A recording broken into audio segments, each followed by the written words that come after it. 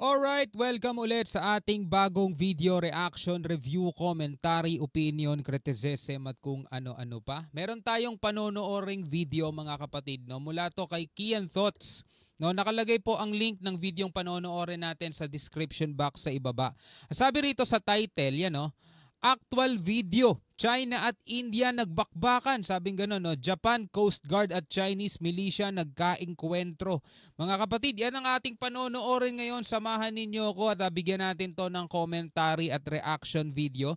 Bago natin to simulan, syempre huwag mong kalimutan mag-subscribe kay Kian Thoughts. Nakalagay po ang link ng kanyang video sa ibaba. At syempre kung bago ka pa lamang dito at trip mo yung mga ganitong klaseng reaction video, commentary, opinion, criticism at kung ano-ano pa sa mga balita, sa mga video na napapanood natin mga kapatid sa mundo ng internet, huwag mong kalimutan mag-subscribe. Click mo na rin ang notification bell para ma-notify ka pag may mga bago tayong reaction video tulad nito. Alright, so wag na natin patagalin pa. Panoorin na natin to mga kapatid. Ito ata yung sa border.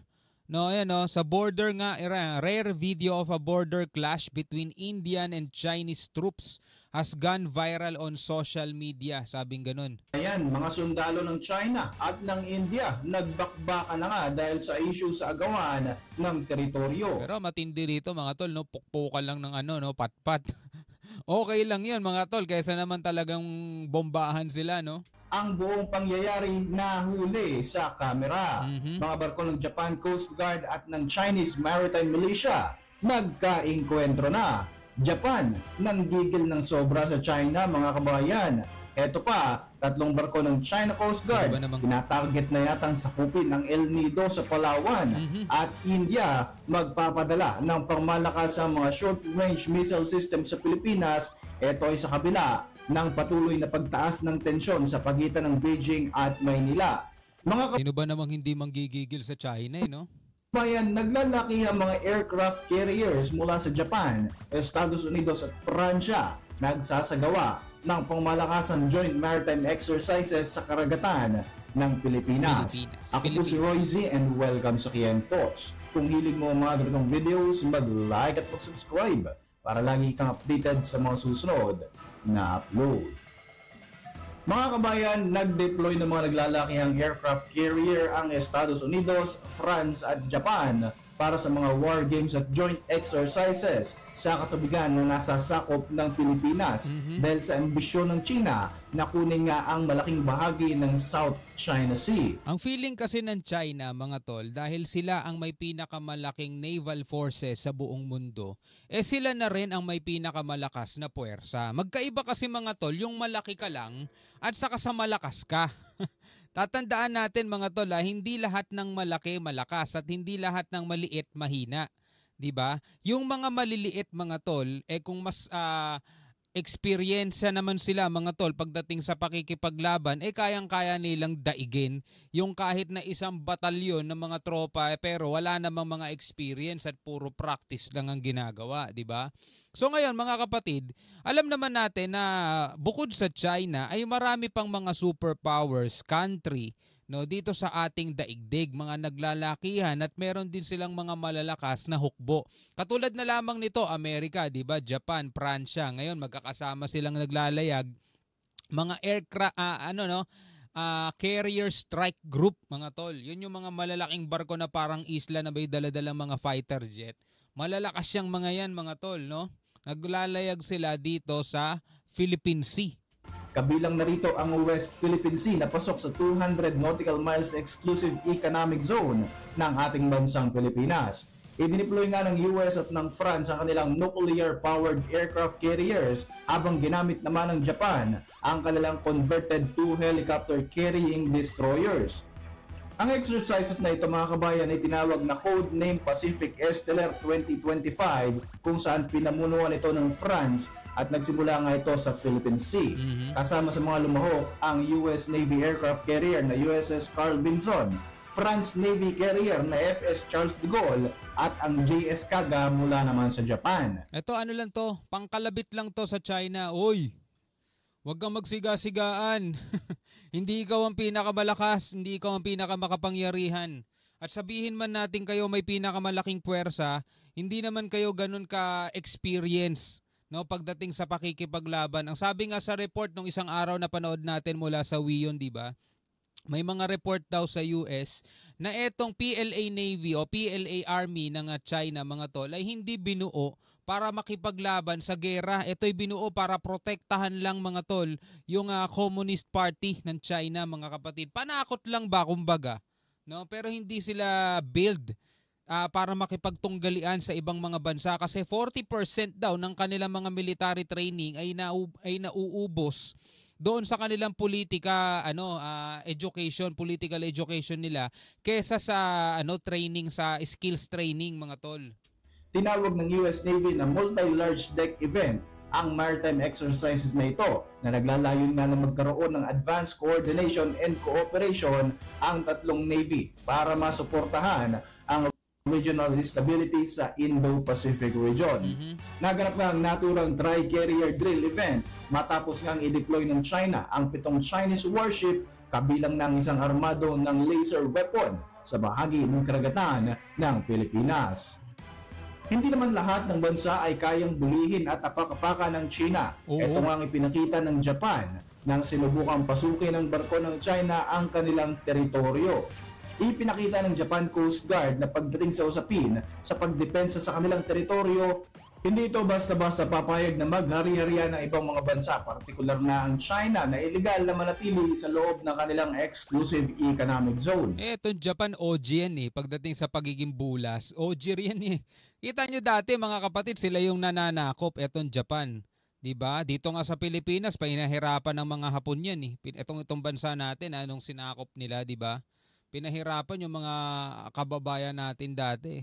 Matapos ngang mamataan ng Japanese Coast Guard ang pagpasok ng Chinese Maritime Militia vessel sa Senkaku Island na isa sa mga disputed territory sa pagitan ng China at ng Japan, agad na hinamon ng JCG ang barko ng China at agad itong ipinagtabuyan.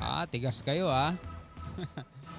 Naglunsad din ng long-range acoustic device ang Japan Coast Guard upang ipatikim sa China ang ginawa nito sa Pilipinas nitong mga nakaraang linggo. Ang problema lang dito sa China, mga tol, masyado silang bulas. Tapos pag may pumalag sa kanila, pa-victim sila. No, akala mo aping-api, akala mo pinagtutulungan ng napakaraming bansa. Tapos bila silang babanat na pinopromote lang nila ang peace and stability, diba? Gusto daw nilang panatilihin ang kapayapaan sa rehiyon. Mga ganong mga bagay, isisisi ngayon nila yung mga kaguluhan sa ibang mga bansa. Ganon sila, mga tol, ng gagaslight. Bukod dito, inikutan pa nga ng mga barko ng Japan ang barko ng mga Inchik at sinubukan pang itulak ito palabas nga ng Senkaku Island. At dapat ganon din ginagawa ng mga Coast Guard natin, no? Dahil nga sa takot ay bumangga na nga ito sa barko ng Japan Coast Guard. Sinubukan pang umeskapo ng Chinese vessel para hindi nga sila madali, subalit hinabol ito ng dalawa sa mga barko na agresibong miyembro ng Japanese Coast Guard. Matapos nga ito, mga kabayan, ay hinuli at ikinulong ang mga Chinese crew members na talaga namang ikinagalit ng bansang China. Papasok-pasok kayo tapos magagalit kayo. Dahil pa rin sa mga usapin ng territorial dispute, mga kabayan, nagkaroon din ng umaatikabong bakbakan ang mga sundalo ng China at sundalo ng India malapit sa Sikkim at Tibet Autonomous Region sa border ng dalawang bansa. Kaya tingnan nyo yung India, no? Panay benta sa atin ng mga missile, mga missile. Ngayon, may inaasahan silang $200 million na short range missile na deal, no, sa Pilipinas, mga tol. Ayon sa report ng Carnegie Endowment for International Peace, inaalmahan ng mga Chinese troops ang construction ng kalsada na ginagawa ng Indian troops sa Galwan River. Mayroon ding effort mula sa China na sakupin nga ang nasabing border na hindi naman ikinatuwa ng India.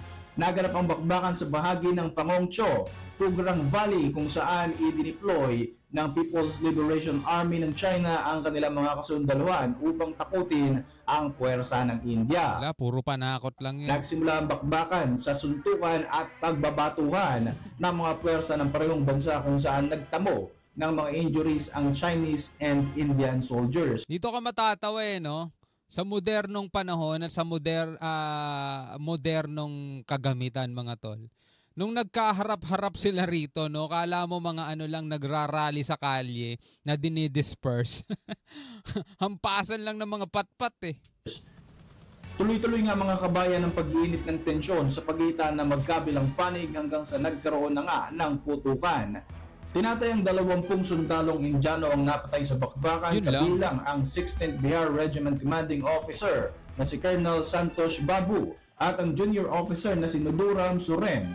Pero walang sumiklab na gera, no, kahit may namatay. 43 miyembro naman ng Chinese Army ang nasawi habang hindi pa kumpirmado ang eksaktong bilang ng nadakip at ikinulong sa India. O biruin mo, no, mas marami pa pala nasawi sa China. Ganon talaga sila kahina.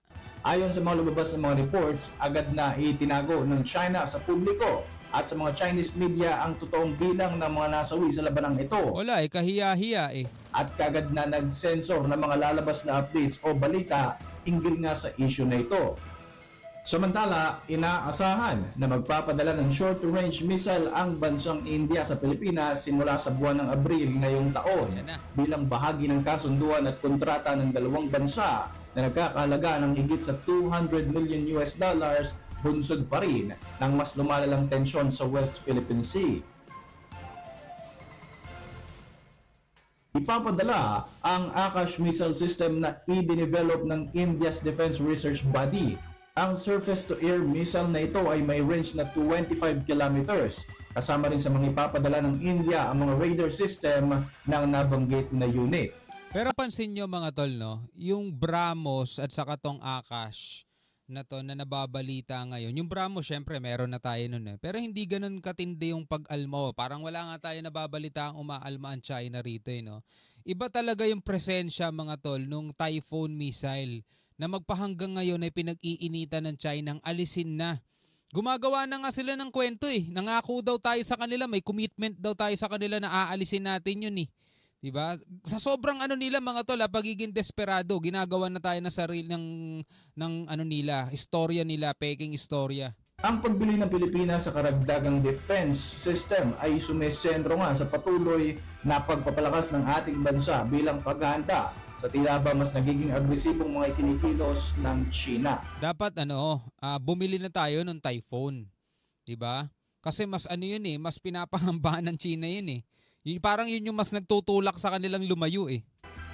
Ang pagbili ng Pilipinas sa karagdagang defense system ay sumesentro nga sa patuloy na pagpapalakas ng ating bansa bilang paghahanda sa tila ba mas nagiging agresibong mga ikinikilos ng China. Ilang araw pa lamang ang nakakalipas mga kabayan ay namataan nga ang 3 barko ng China Coast Guard sa layong 35 nautical miles na lamang sa baybayin ng El Nido sa Palawan. Ayon sa US Defense Attaché, nakakabahala na nga ang ganitong mga aksyon ng China na tila ba ipinaghahambog ang kanilang mga puwersa kahit nga illegal ang kanilang pananatili sa loob ng Philippine territory. Wala Pilipinas lang naman na kaya nilang yabangan ng ganyan eh. Pilipinas lang. Kapag ibang mga bansa mga tol, kung kailan tapos na yung mga paglalayag, saka silang umangawa, saka silang umangakngak, hindi nila kayang sabayan yung ibang mga bansa. Ayon kay maritime expert Ray Powell, nagmula sa Scarborough Shoal ang 3 barko ng CCG at tuloy-tuloy lamang ito sa pagpasok malapit sa El Nido. Ito ay sa border na mismo ng imagination ng China na 9-dash line na ilang ngang taon nang sinabi ng Permanent Court of Arbitration na wala namang legal na basehan. Tama. Ang pinakahuling insidenteng ito ay naganap 1 linggo lamang mga kabayan matapos maispatan ang isang Chinese research vessel sa katubigang sakop ng Palawan. Wala, inaaral talaga yung bansa natin itong China mga tol. Hindi natin namamalayan, may ginagawa na silang kakaiba. Hanggang sa kasalukuyan niya mga kabayan ay nasa loob pa rin ng teritoryo ng Pilipinas ang mga naglalakihang barko ng China at ang palagiang sagot nga ng ating Coast Guard at Navy ay nakamonitor lamang sila sa ikinikilos ng mga Chinese vessels. Para sa inyong mga reaksyon, Diba? Kung mapapansin nyo itong mga nangyayari, diba, na kinasasangkutan ng China, talagang darating ang panahon mga tol, wala silang kakampi. Lahat kalaban na nila dahil sa mga pinaggagawa nila. As ang iniisip lang nila mga tol, puro pansariling interest nila. Hindi nila iniisip kung ito ba'y makakabuti sa mga kapitbahay nilang bansa. No, wala silang pakialam doon. Basta ang pinapahalagahan lang nila yung sarili nilang interes. At pag nakita nilang interesting tong lugar na to, aangkinin nila yon sa abot ng kanilang makakaya. Diba? Kaya nga sila pag nagpapalakas, nagpaparami na nagpaparami para makapag-intimidate ng mga maliliit na bansa eh. Pero puro peke naman. Diba? Akala mo malakas talaga, akala mo malaking puwersa, pero wala, panakot lang talaga. No, anyway, bilang isang Pilipino, ano masasabi mo dyan? Comment ka na lamang sa ibaba. Hanggang sa muli, ako nga pala si Shobal D. Peace out.